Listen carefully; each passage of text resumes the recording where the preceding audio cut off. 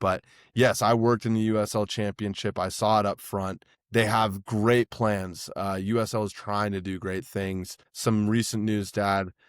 They are making a Division One to rival MLS, and they hired former Premier League executive to run that league, which is a huge statement, honestly, to bring in a guy of that caliber to run that league. So that's exciting, right? One other thing they also brought in that MLS has never done, US Soccer has never done, is promotion relegation.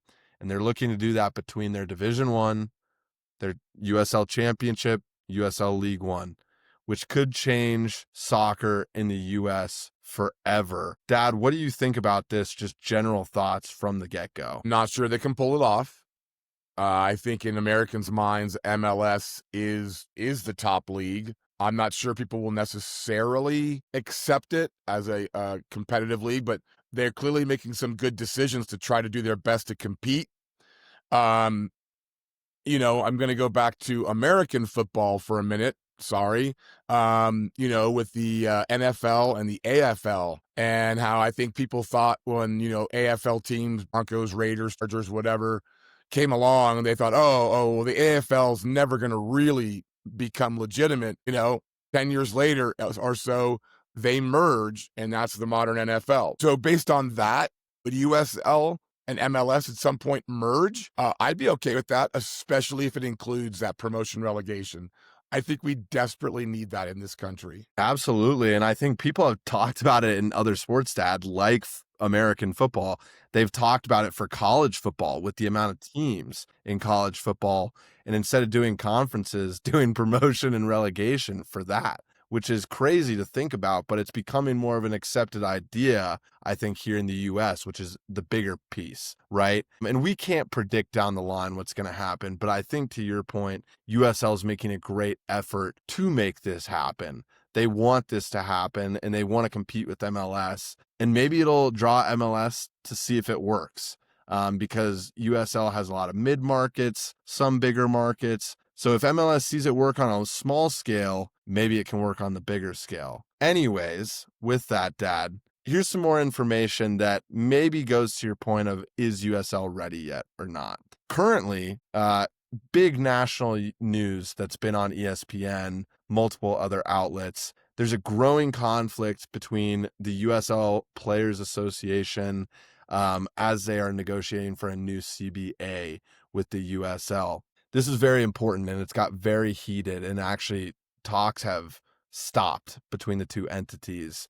As USL Players Association, they are fighting for things like employer-provided healthcare, which is not a thing yet in USL. Lack of transparency on fair pay, safe working conditions, lack of housing. I mean, Dad, these are crazy issues to be talking about in a professional sports league. What do you think about this? I'm shocked. I didn't realize. Wow,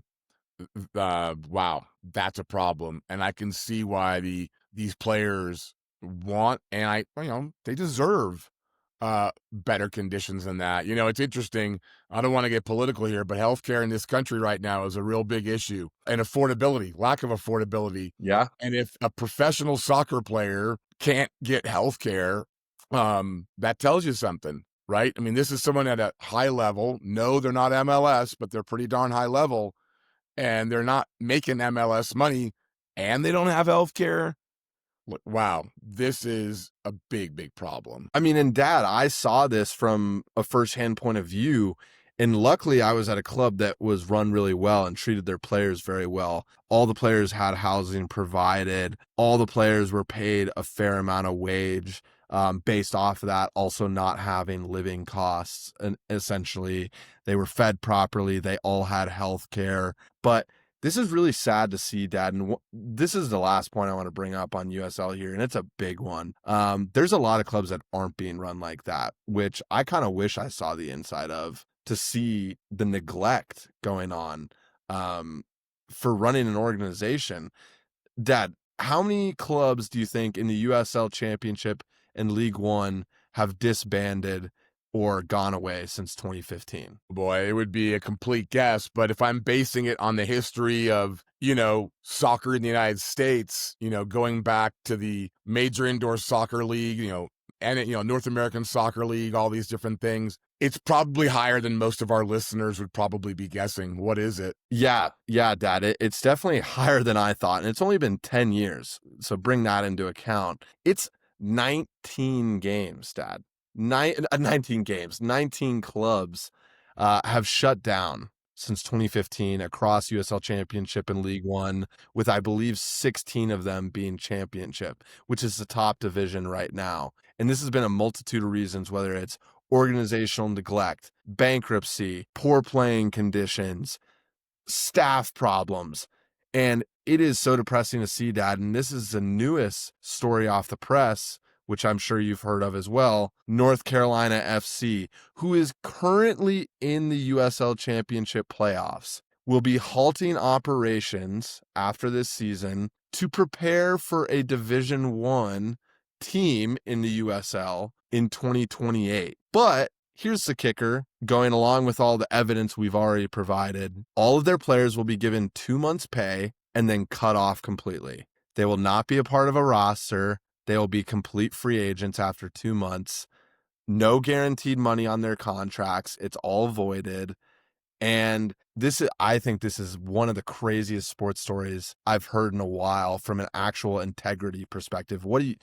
Dad, where do we even go from here? This is outrageous to me. And I can't even imagine if you were a staff member, what happens to you, a normal person? Yeah, I'll tell you what, there's plenty of Americans out there who wouldn't shed a tear because there's plenty of Americans' jobs out there. They lose it and they get nothing. Right. And so I'm not saying that's okay, but a lot of Americans will look at professional athletes and assume things about how much money they make and so on and so forth. Let's face it, none of these guys at the U.S. level are rich. But it'll be hard for a lot of people to really, they might feel bad in theory for them, but in practice, they'll be like, yeah, my buddy lost his job down at, the restaurant and got nothing. My wife got let go from the restaurant last week and got nothing, so I I don't like it.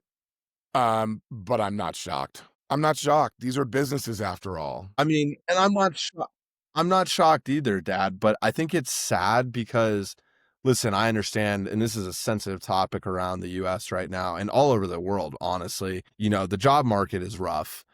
People are being furloughed and, let go left and right, which is a serious issue. I think when you see it, though, at this higher level of people who have a special talent, per se, and are a professional in their field, I think it's just more shocking. And I don't want to put athletes on a pedestal, but we're talking about a league that plans to be a top league in the United States of America, which is the sports mecca of the world in some people's eyes. Doesn't that just rub you the wrong way, Dad, with the plans and the trajectory of the league, and then this? Yeah, the more I learn, the more I feel like they're putting the cart before the horse here. And there's plenty of examples, as I've already alluded to, of leagues, both on the men's side and the women's side, where they got a little ahead of themselves and the whole thing collapsed. I don't think all of USL will collapse across the board, but you could see a lot more teams shutting, their doors. And so it feels like USL may want to just downshift a bit here and really make sure that they're ready to make these big moves. Absolutely, Dad. And I completely agree. I think they need to slow their roll. They're already planning a bunch of new teams coming in, that they've expanded to new cities.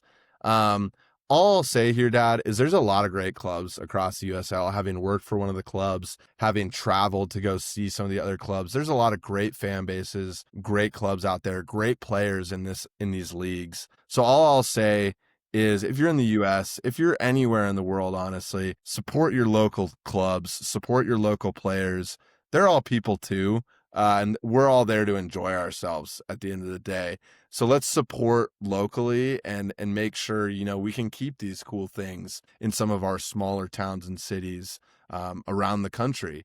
And then they can expand, and USL can do all those great things that they do want to do. But Dad, we do have to end it with our typical moment here. Is USL, Is this no penalty on them? Everything going on. They're doing the right moves. This is out of their hands, no penalty. Or is it a yellow card? They're kind of doing something wrong, or red card. USL is totally out of its depth here, and things are getting way too shaken up. I'm going to go yellow card this week. I do think that there's some poor execution going on here. I do think, like I said, that they're getting a little ahead of themselves. So I think this should be a warning, that, caution, if you will. Do what you're doing. I think the ideas are solid. I just think, they need to maybe slow it down, because if they don't, they're going to pay the price. Absolutely. And Dad, I think I'm agreed with you on yellow card for the USL. But just to bring it up, I'd like to red card North Carolina FC for being a total group of scumbags. And I hope we can interview someone from their staff at some point. And I'm putting this as a direct invite out right now for them to explain why this all makes sense to them. But, red card to them for giving up on their team, announcing this in the middle of their playoff run where they're the highest ranked seed left, I believe, in the East. I think it's a complete farce. So red card to North Carolina FC. When they come back in 2028 for the supposed Division 1, I hope they're the most hated team in the South. That's just what I have to say. Having friends in the USL, having worked in the USL, they're a complete stain on the league. They're in my bad book